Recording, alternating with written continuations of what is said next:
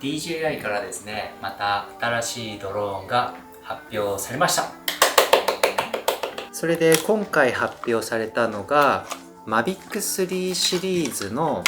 フラッグシップっていうことに多分なるんですかね、の Mavic 3 Pro っていうこちらのモデルになります。それで Mavic 3シリーズっていろいろ種類があるじゃないですか。で今回これ3つ目だと思うんですけど、それぞれの違いがねよく分かりづらいって思う人もいっぱいいると思うので、ちょっと大雑把に説明すると、カメラが違います。でこの機体の部分、プロペラであるとかこの本体であるとか、バッテリーであるとか、そういうのは Mavic 3通してもうシリーズを通して全部ほぼ一緒だと思います。で何が違うかっていうと、レンズ、カメラとレンズの部分ですね。でこのカメラが最初に出た Mavic 3は2つついてます。広角レンズと、望遠レンズの2つで、その次に出た Mavic 3 Classic は広角レンズのみです。望遠レンズとかはついてません。で今回出た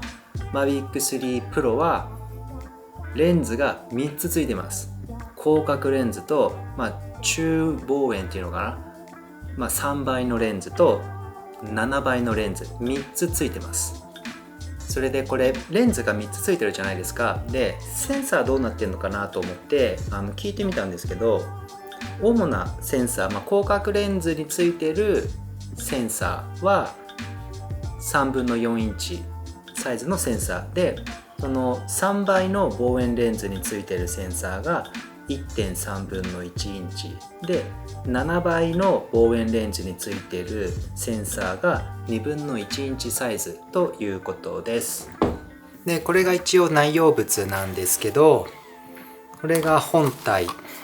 で、あとは DJI RC Pro、 これが1台と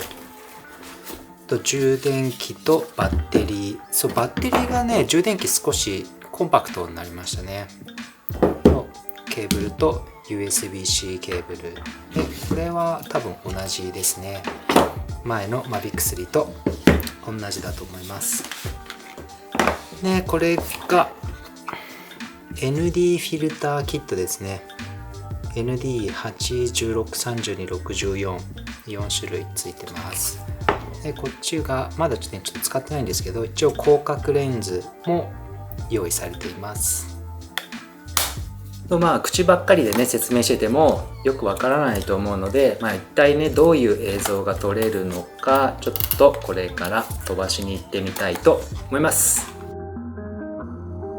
今からね3つのレンズの映像を比較していきたいと思います。左上に使用しているレンズを表記しているので参考にしてください。 24mm が広角レンズで 70mm が3倍レンズで、今映っているこの 166mm が7倍のレンズになります。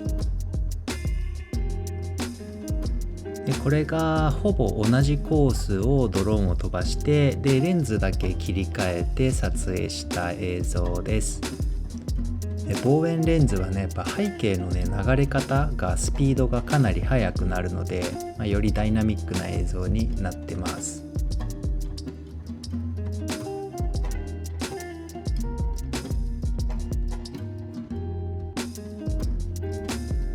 これがドローンをただ前進させて撮影した映像なんですけど、これ広角の 24mm ですね。でこれが 70mm なんですけど、これもね一応同じスピードで飛ばしてるんですよ。前進させてます。でこれが 166mm 7倍レンズになると、これもね一応動いてるんですけど、ドローンが動いてるかどうかがほとんどわかんないみたいな感じになってます。これは今ねドローンは静止した状態なんですけど、どこまで映るのかテストですね。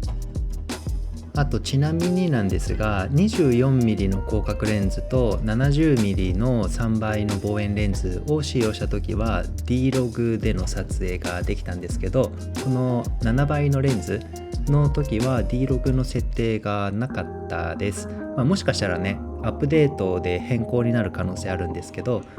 僕が撮影した時点では7倍の望遠レンズでは D6 が使えなかったです。これを撮影した日はですね、結構風が強くって、でこの3倍の望遠レンズではあんまり気にならないんですけど、この7倍のレンズだとね、ややブレが気になるかなと思いました。7倍の望遠レンズで撮影をするときは、風の少ない日、弱い日を選ぶといいかなと思います。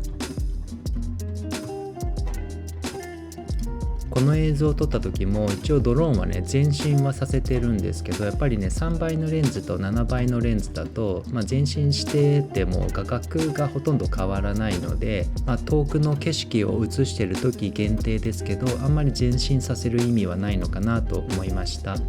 これは3つのレンズで同じ被写体を同じくらいの大きさに映したらどういう違いが生まれるのかっていうテスト映像です。望遠レンズの方が背景流れるスピードが速いので、より被写体にフォーカスがいくような映像になると思います。それでここ川の上にねロープがいっぱい張ってあって、いつドローンが墜落するのかと思いながら飛ばしましたけど、墜落しなくてよかったです。それで次が広角フィルターのテストですね。これが今フィルターなしの広角レンズ 24mm で撮影した映像です。でこっちが広角フィルターをつけた 15.5mm の画角の映像です。